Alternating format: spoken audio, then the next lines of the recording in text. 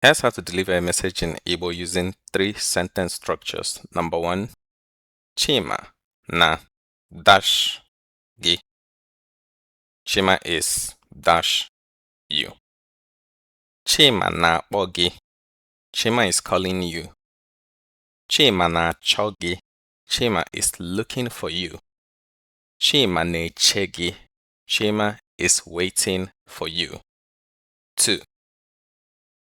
Chima ọ na dash m. Is Chima dash me? Chima ọ na akpọ m? Is Chima calling me?